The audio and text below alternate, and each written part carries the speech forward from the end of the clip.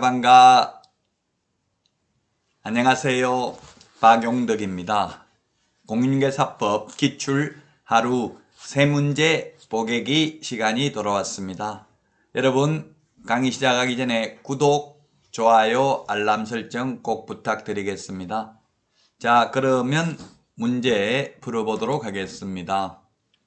18회 7번 문제입니다. 중개사무소 개설 등록 요건 중 옳은 것인데, 이 등록 요건은 시험에 거의 해마다 출제되는 아주 중요한 파트입니다. 등록 기준 중에서 법인의 등록 기준이 중요하죠. 공인중개사의 등록 기준, 개인의 등록 기준은 2가지밖에 없기 때문에 시험에 잘 안 나오고요. 법인의 등록 기준이 시험에 잘 출제가 됩니다. 옳은 것인데 1번은 중개사무소 확보, 계획을 수립할 것 했는데 계획만 수립하면 안 되고 사무소를 확보해야 됩니다. 사무소는 건축물 대장에 기재되어 있는 사무소여야 됩니다. 따라서 무허가 건축물, 가설 건축물은 안 됩니다. 건축물 대장이 있다면 미등기 건물은 가능합니다. 물론 건축물 대장이 없다 하더라도 사용승인, 사용검사, 준공검사, 준공인가 받은 건축물은 가능합니다. 중개사무소 면적 제한은 없습니다. 그리고 소유권 확보가 아니라 사용권만 확보하면 됩니다. 1번 지문은 틀렸고요. 2번 상법상 회사. 상법상 회사는 주식회사, 합자, 한명, 유한회사, 유한책임회사죠. 시험에 반드시 주식회사이어야 한다 X로 출제된 적이 있습니다. 상법상 회사이면 되고요. 또 협동조합 기본법에 의한 협동조합도 가능합니다. 다만 사회적 협동조합은 제외한다. 사회적 협동조합은 중개법인이 될 수 없고요. 제외한다라고 했으니까 맞고요. 그 다음에 자본금은 5천만 원 이상입니다. 자본금은 5천만 원 이상입니다. 보정설정 금액은 2억 원 이상이죠. 자본금은 5천만 원 이상인데 물론 이 등록 기준은 다른 법률에 의해서 중개업을 영위할 수 있는 이른바 특수법인은 이 등록 기준을 적용하지 않습니다. 특수법인은 공인중개사 한 명도 없어도 됩니다. 2번이 옳은 정답이고요. 3번 법인의 임원 또는 사원, 전원이죠. 전원이 모든 임원, 자격증 없는 임원도 연수교육을 받는 게 아니라 실무교육을 받아야 됩니다. 모든 임원, 사원, 전원 및 분사무소 책임자, 소속공개사도 실무교육을 받아야 됩니다. 실무교육, 직무교육, 매수신청대리 실무교육은 사전교육입니다.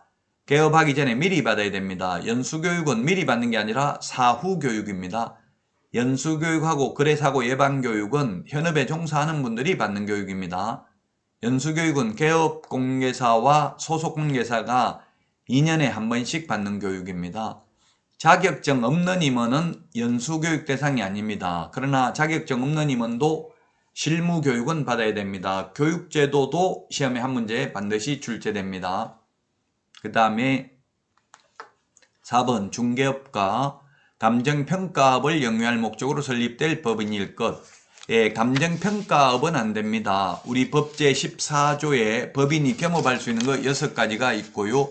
우리 암기 프린트 제가 내드린 것은 24번에 보면 법인이 겸업할 수 있는 것 6가지가 있는데 법인은 겸업 제한을 합니다. 6가지밖에 못합니다.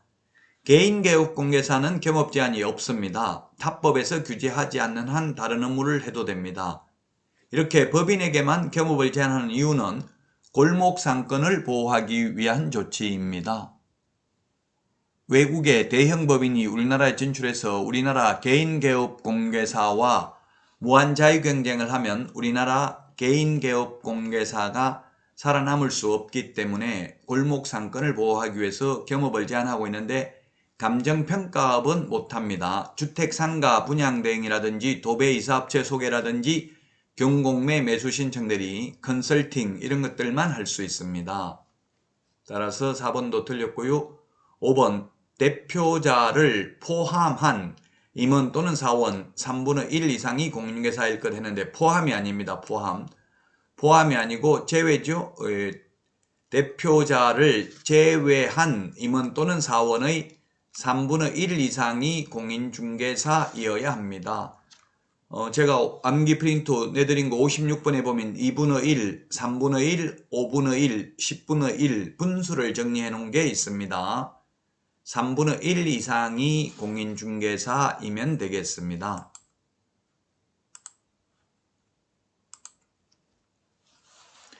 정답 2번이라고 했죠. 1번 중개사무소는 건축물 내장에 기재되어 있어야 됩니다. 가설건축물, 무허가 건축물 안 되고요. 미등기 건물은 가능할 수 있고요. 그 다음에 사용권만 확보하면 되고 소유권을 반드시 확보해야 되는 것은 아닙니다.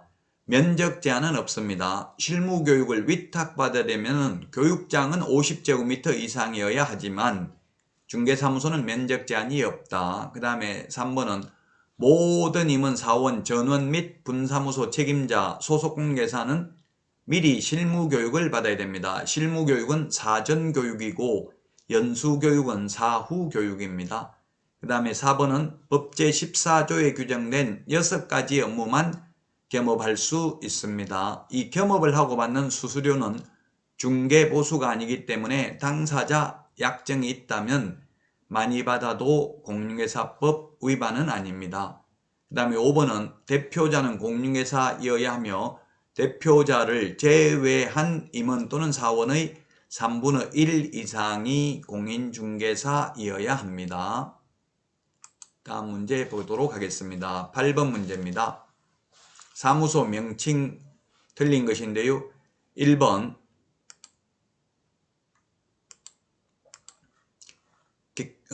개업공개사는 A 중개사무소 명칭을 행복부동산 중개, 부동산 중개라는 명칭은 반드시 들어가야 되죠.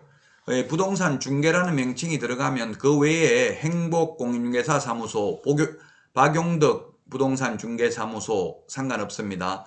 부동산 중개 또는 공인중개사 사무소라는 명칭만 들어가면 현대부동산 중개 주식회사 이런 거 해도 상관이 없습니다. 행복 해도 상관이 없죠. 행운 부동산 중개 역시 다 가능합니다. 그 다음에 2번입니다. 시도지사는 사무소 명칭을 잘못 사용한 개업공개사 간판 철거를 명할 수 있다 했는데 간판 철거 명령은 시도지사가 아니라 등록관청입니다. 등록관청이 간판 철거를 명할 수 있습니다. 간판 철거 명할 수 있는 것, 불법 간판을 달고 있으면 간판 철거 명할 수 있죠. 그 다음에 간판을 반드시 철거해야 되는 거, 지체 없이 철거해야 되는 게 사무소 이전, 그 다음에 폐업, 등록 취소, 간판 철거해야 됩니다. 간판 철거 안 하면 등록관청이 간판 철거 명령을 하고 철거 명령을 따르지 않는 경우에는 행정대집행법에 따라서 대집행을 합니다. 2번이 틀렸고요. 3번 공인중개사인 개업공개사 시는 사무소 명칭에 행운 부동산 중개라고 해도 되고 행운 공인중개사 사무소라고 해도 됩니다. 행운, 행복, 박용덕 공인중개사 사무소 다 가능하다고 했죠.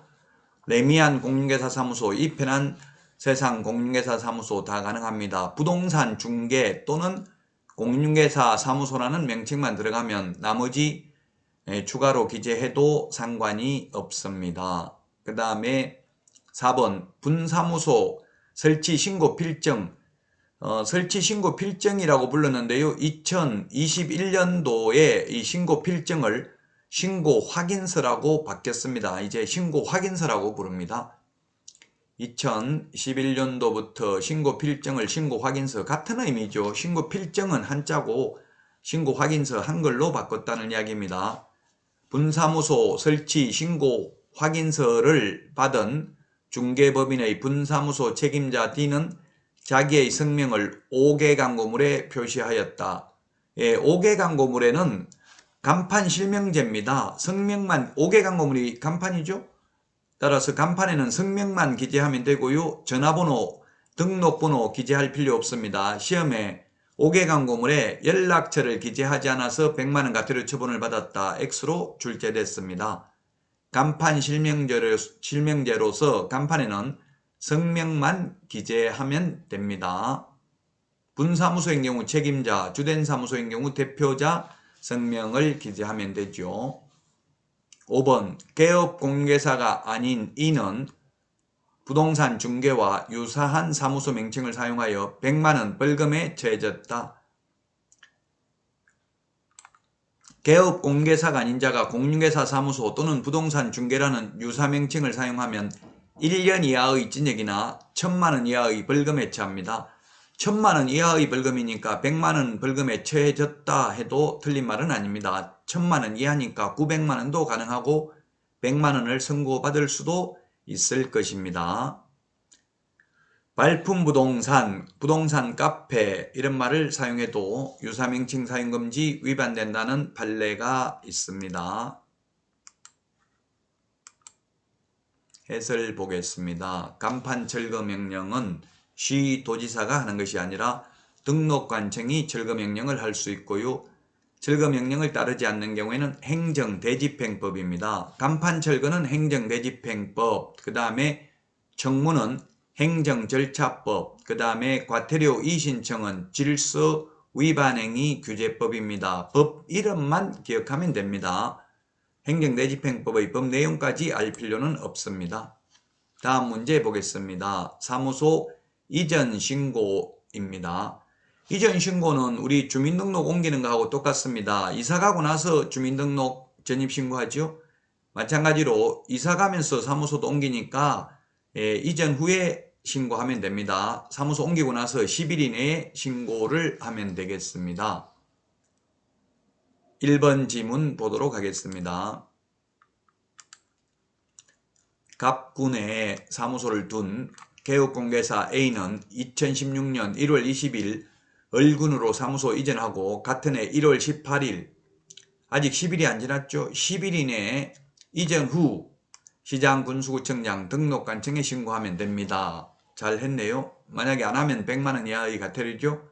그 다음에 2번 중개법인 B의 분사무소 책임자 C는 분사무소를 이전하고 분사무소 관할 등록관청에 이전 신고했다 했는데 분사무소 설치신고, 분사무소 이전신고, 분사무소에서 사용할 인장등록, 분사무소 업무정지, 분사무소 휴업신고 모두 주된 사무소 등록관청에 합니다.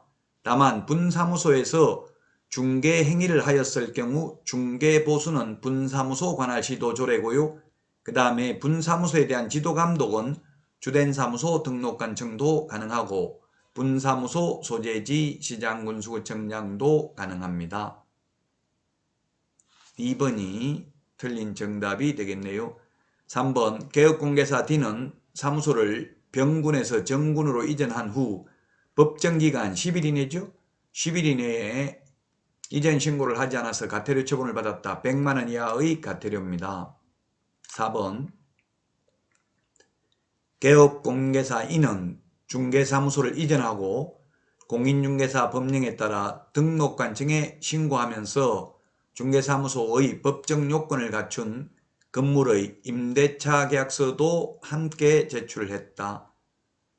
사무소 확보 증명서류니까 사용권만 확보하면 됩니다. 소유권이 아니고요. 따라서 임대차 계약서나 사용대차 계약서를 제출해도 됩니다. 자기 건물이라면 건축물대장이나 등기사항 증명서를 제출해도 됩니다.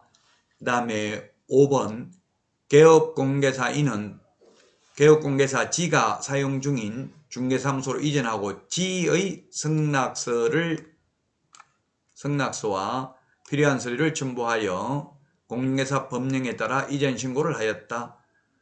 이전 신고하려면 그 사무소를 사용할 권리가 있는 다른 개업공인중개사의 승낙서를 제출해야 됩니다. 건물주 승낙서 제출하는 게 아니라 다른 개업공인중개사의 승낙서를 제출해야 된다는 점을 유념하시기 바라겠습니다.